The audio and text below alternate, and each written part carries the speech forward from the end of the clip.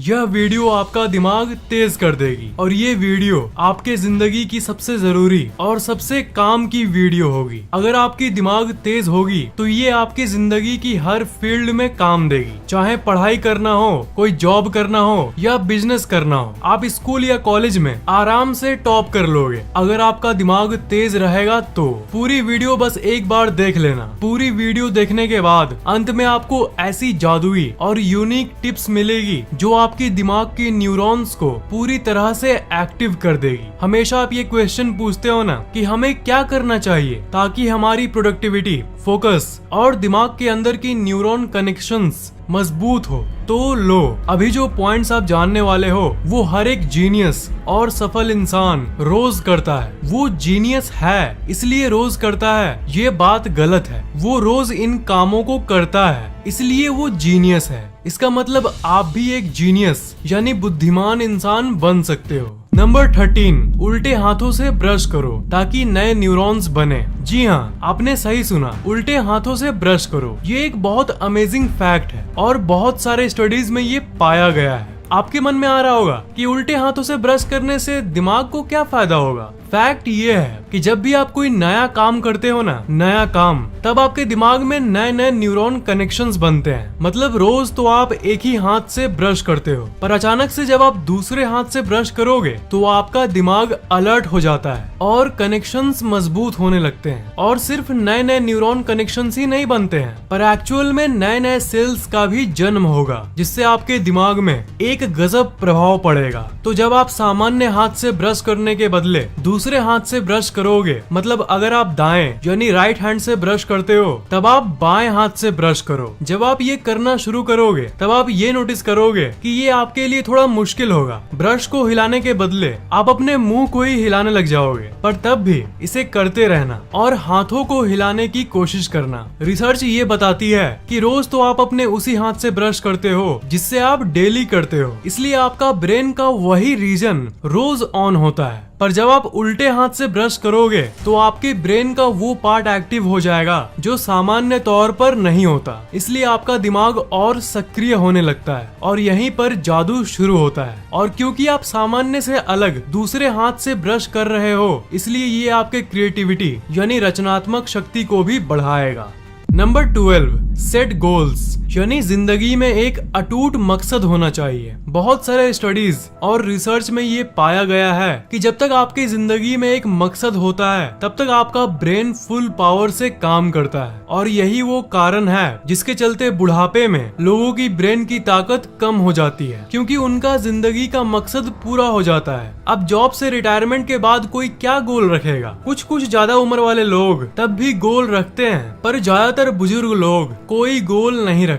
जब तक कोई मकसद होता है जिंदगी में तब तक आपके ब्रेन को सिग्नल जाते रहता है कि हाँ, इस शरीर को अभी शक्तियों की जरूरत है जिससे वो अपने मकसद को पूरा कर पाए। और इसलिए आपका वो इंटेलिजेंस यानी बुद्धि बढ़ाता रहता है। और इसके उल्टा अगर कोई मकसद नहीं रखोगे तो उसका उल्टा होगा, आपका ब्रेन और इनएक्टिव हो जाएगा, पूरी ऊर्जा से काम नहीं करेगा। आप कोई भी गोल रख सकते हो, चाहे वो एग्जाम में 90% से ज्यादा मार्क्स ले आना या टॉप करना या किसी जॉब यानी नौकरी को पाना या जॉब में प्रमोशन पाना या किसी रिलेशनशिप का गोल या कोई भी मकसद, और अपने पूरे एनर्जी को उसी गोल की तरफ लगा दो। असल में गोल रहेगी, मकसद रहेगी, तभी आपके शरीर और दिमाग में एनर्जी रहेगी। तो जितने पैशनेट तरीके से आप उस काम को करना चाहोगे, आपकी ऊर्जा की स्तर उतनी ही बढ़ती जाएगी और आपका दिमाग तेज होता जाएगा।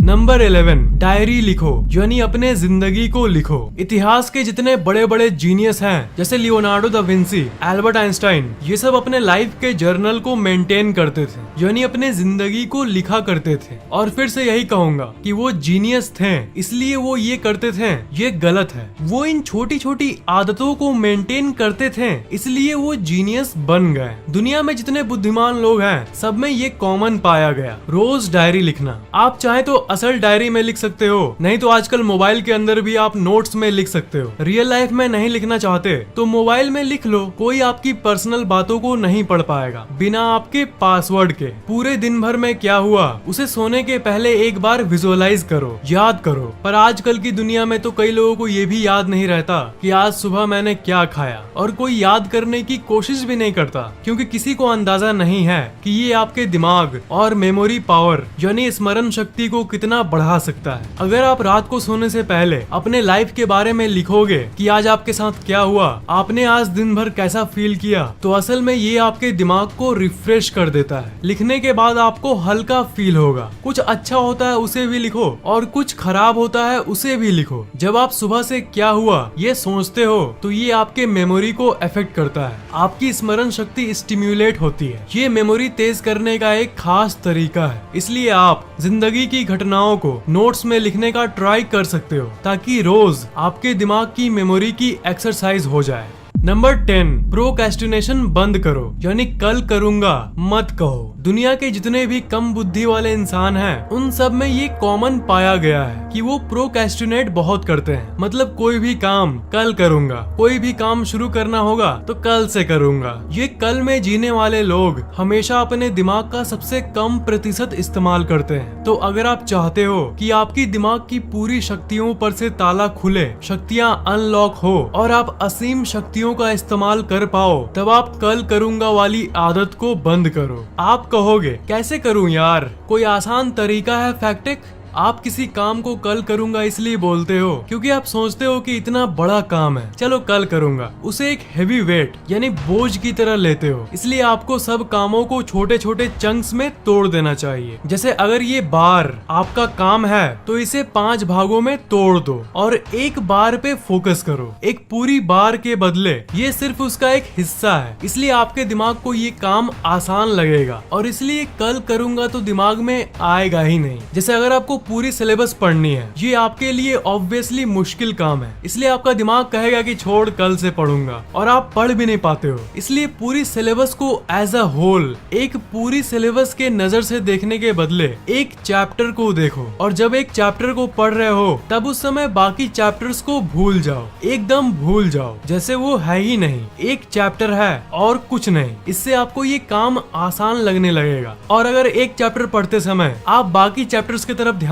दोगे कि अरे यार अभी तो आगे इतना पढ़ना बाकी है, तब बस दिमाग बोलने लगेगा कि छोड़ बेटा कल पढ़ना। तो बात वही है, एक चीज पर फोकस करो, और जब एक काम कर रहे हो तो बाकियों को भूल जाओ। काम को बांटने वाला ट्रिक तो जान लिया आपने। अगर कल करूंगा को छोड़ना चाहते हो तो आपको दूसरा काम जो करना होगा वो है वजह को ढूंढो। Tune into why. आप ये काम किस लिए कर रहे हो, पढ़ रहे हो किस लिए? अच्छे मार्क्स लाने के लिए। तो जो उसका रिवॉर्ड है, इससे आपको क्या फायदा होने वाला है उसे देखो, तो फिर आपको उस काम को करने का और मन करेगा। अब पढ़ने से आप टॉप करोगे या नहीं ये तो आपके हाथ में नहीं है, पर आप पूरी जान तो लगा दोगे और हो सकता है कि आप टॉप कर भी लो। इसलिए काम को करते वक्त हमेशा उसके फायदों के बारे में सोचते रहो ताकि आपको उस काम को करने का मन करे। तो काम को भागों में तोड़ के एक पार्ट पर फोकस करो और उस काम से क्या फायदे होने वाले हैं उसके बारे में सोचो। इन्हीं 2 पॉइंट से आप कल करूंगा से बच जाओगे और हर काम को पूरे ऊर्जा के साथ कर पाओगे।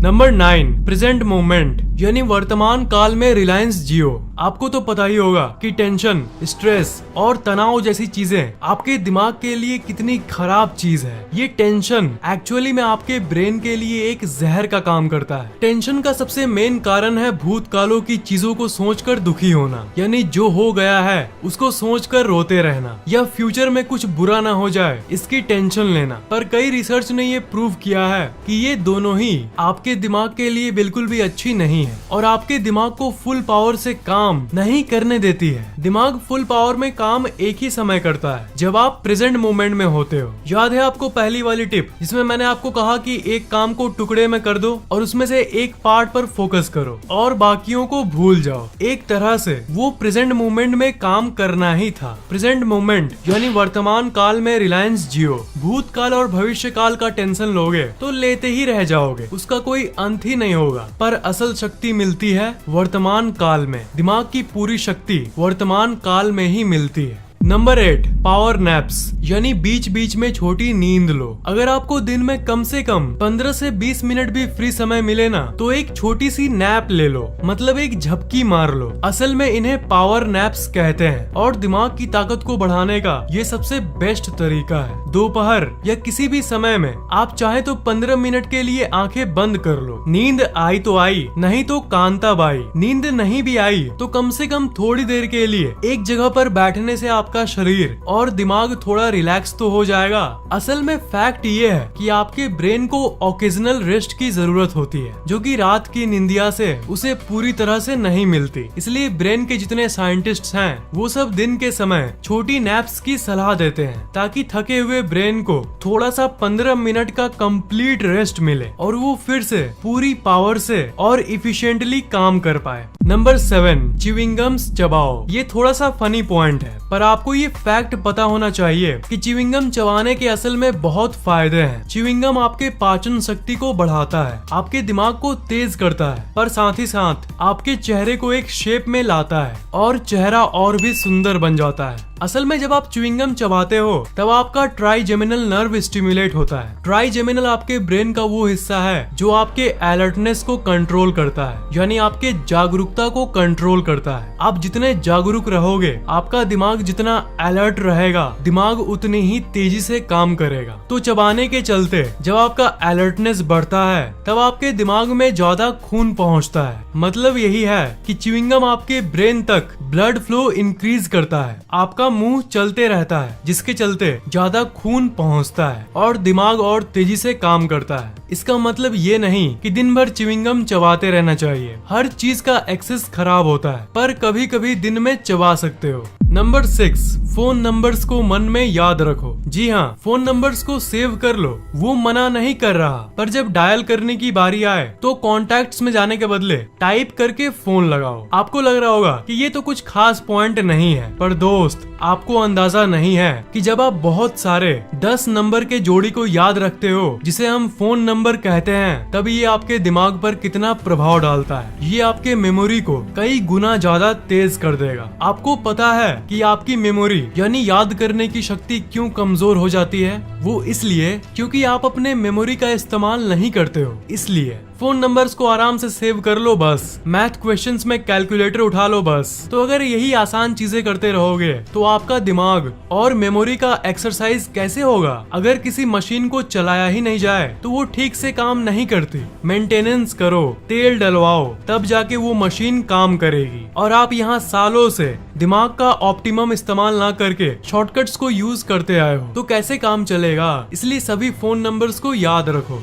दिमाग में ही हर एक नाम के साथ एक फोन नंबर जोड़ दो कि हाँ, ये मेरी मम्मी का नंबर है और ये सुनीता का। ऐसे आपके दिमाग के अंदर ही एक मैप बनी रहेगी और इसका इस्तेमाल भी आप लगभग रोज करोगे। इसलिए आपकी स्मरण शक्ति यानी मेमोरी पावर हमेशा बढ़ी हुई रहेगी। नंबर 5, ग्रेटिट्यूड यानी शुक्रिया की भावना रखो। ग्रेटिट्यूड के बारे में मैंने पहले भी बताया है। ग्रेटिट्यूड मतलब इस ब्रह्मांड को उन चीजों के लिए थैंक्स बोलना, शुक्रिया कहना जो चीज आपके पास पहले से है। ये एक्चुअली में दिमाग को तेज करता है। आप कहोगे कैसे? असल में जब आप उन चीजों के लिए इस ब्रह्मांड को थैंक्स बोलते हो जो आपके पास पहले से ही है, तो ये आपके दिमाग के केमिकल्स को बैलेंस में लाने में हेल्प करता है। ग्रेटिट्यूड से आप पॉजिटिव होते हो, आप ज्यादा खुश रहने लगते हो। आप कमेंट्स में मुझसे पूछते हो कि फैक्ट टेक गुस्से को कैसे कंट्रोल करें, कैसे हमेशा खुश रहें। गुस्सा मतलब दिमाग का डिसबैलेंस्ड केमिकल। तो जब आप ग्रेटिट्यूड यानी थैंकफुल होते हो, शुक्रिया कहते हो,